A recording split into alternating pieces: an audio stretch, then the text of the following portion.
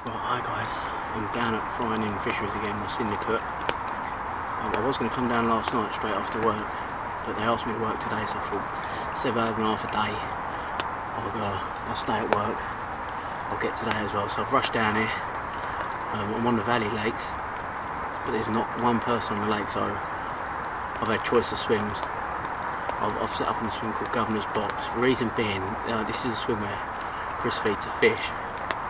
So it's a place where they're going to visit often, and I stood here for a while, 10 minutes. Saw a couple of little oil spots come off where Chris has been throwing in pellet. I mean, could have just been the pellet breaking down, could have been some smaller fish or something, but it was a sign, and it was the only sort of sign I could see. And it's a swim that I can see a lot of the lake, so if there's anything moving or the fish boshes out or see anything bubbling, I could get to it quick. I've got a good viewpoint from here. So that's why I've chose this swim. But I'm going to quickly get these rods tied up and get them out, because it's getting dark, and I want to get these rods out before it gets dark. Morning guys. Nothing in the night. Wasn't really expecting much, to be fair. This lake hasn't done a fish for about a month now. We're in the middle of November, so the temperature has dropped.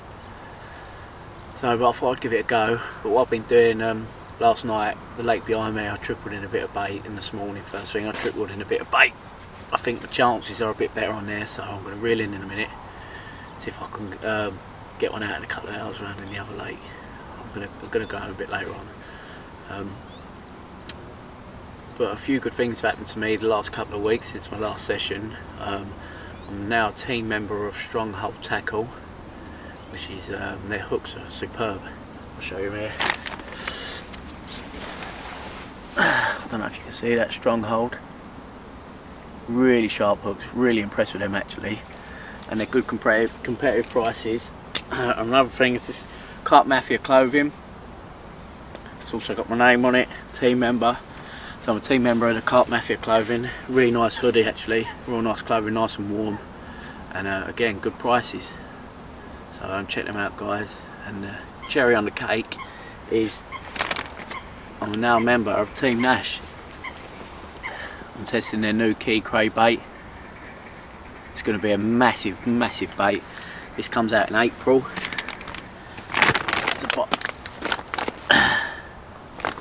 So that's what I've been using on this session. Not that it's done a great deal for me, but you know, the fish are just, they're not on it. They're not feeding at all, so it doesn't matter what you put out there. They're just not having it. I could have got it wrong, you know. Winter, you've got to be on the fish, you've got to locate them. I set up in this swim, you know, the owner Chris feeds the fish from here. I thought the naturals would be dying off, so the fish would be here, you know, taking advantage of the free bait going in. But I was wrong, they're not here. So, you know, my location's not been good on this session. You know, even if I was on them, I don't know if they'll be feeding. So what I'm going to do, reel in now, go over the other lake and see if I can get one. See you in a bit. My drum gonna make you come. My book gonna make you. My book gonna make you look. My hand going under. My hand going understand. My fall gonna break you. My fall gonna break your wall. Not me like a big dog. Not me like a big dog, yeah. 'Cause my God, give me a ride. My God, give me a ride. For fishing.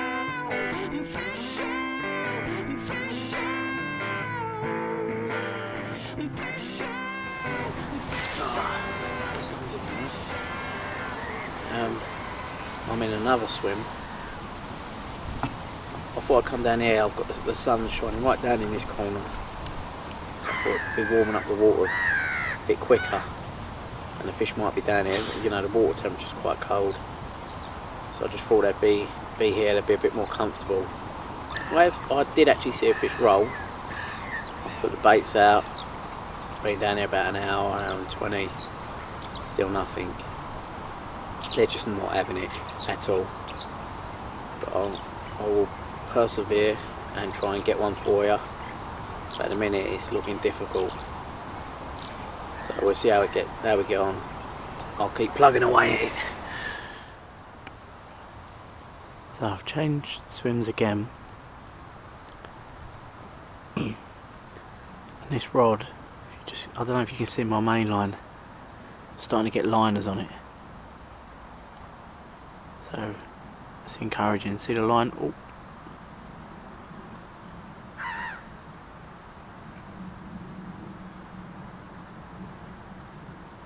So fingers crossed.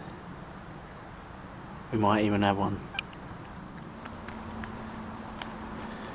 Right, I've moved the rods. The one that was out on the far bank, I was getting the liners on. I brought it towards me a bit more, like three quarters of the way across. It's still getting liners on it now, so I put the other rods in the middle, sort of same sort of area, and I'm starting to get liners on them. So I think what I'm going to do is I'm going to reel in, I'm going to tie a little zig up.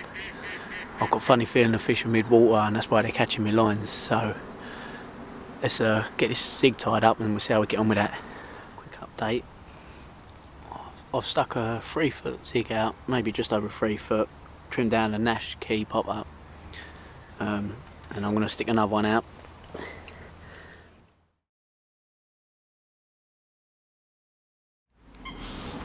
Right guys, just lost one, absolutely gutted. Zig rig, 3-foot one. What I was doing, I casted like 3/4 of the way across, kept getting liners, so I just reel in a metre of line at a time, just let it rest, and I got it to quite close to this bank actually, so I think the fish are a lot closer than I thought. So I've put the rod back out, fingers crossed, let's hopefully we get one on the bank to show you. Still getting liners, so I'm still hopeful. That rod's twitching away at a good one at the minute. Oh. And the other rod, hold on. Right, I'm going to go before one of these rods go. Can't believe my luck, I just lost another one.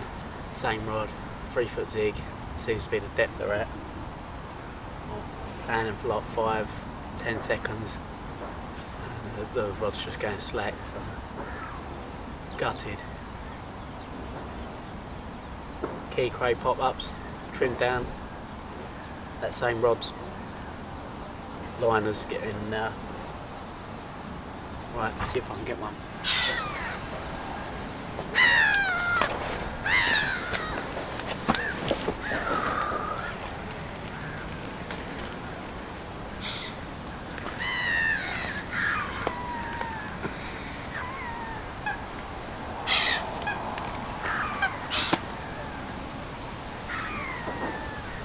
Stronghold hook, size 6, crank, and I trim down key cray.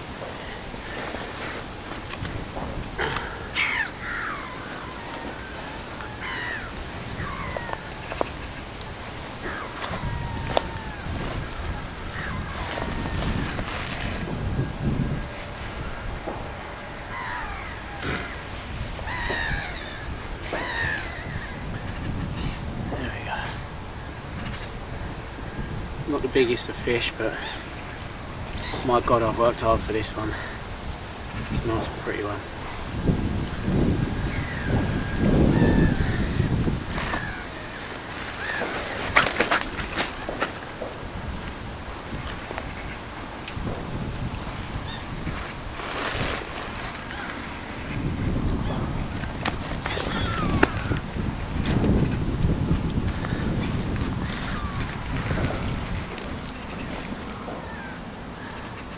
That side's even prettier, look at that.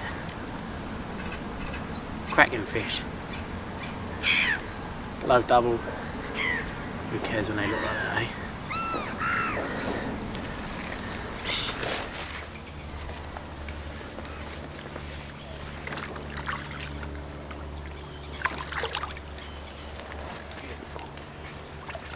Well, look at that. Middle of November, and there's a mother duck there with its babies. Wow. Good luck to them. I think they're going to need it. Oh. Right, I'm all packed up. Just the one fish for me. I went on and lost another. I think it was 3 fish actually on the zigs again. Same one, 3-foot zig. So I don't know. I mean, I think I dropped 5 fish on that. I don't know what's wrong. It's not the hooks. The hooks are razor sharp, quality hooks. I don't know if it's the pattern. I was using crank hooks on zigs. I don't know if anyone out there can tell me any different, whether that's the wrong pattern to go for on the zigs or not. Maybe I'll try a different pattern next time. But the zigs were definitely the way to go. Nothing on the bottom rods. Well, the 2-foot zig out, nothing on that. So they were definitely like 3 foot upwards, I'd say. It's only about 6 foot out there, so I think they were mid-water to the upper layers. So I mean, when the water temperature gets cold like this, the fish are going to be where they're most comfortable. You know, if the middle section of the water's warmer than the bottom or the top, then the fish are going to be there. It's just trial and error. You just got to find them. I think I fished 4 or 5 swims before I started getting liners, and then I knew the fish were in front of me, and it was just trying to find out the depth they were at. Once I found that, I was getting the bites, but just couldn't get them on the mat, so it was just frustrating session really. But we'll keep going.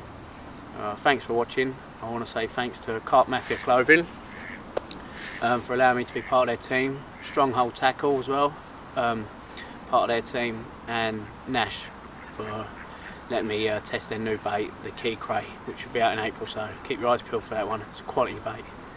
Tight lines, see you on the bank.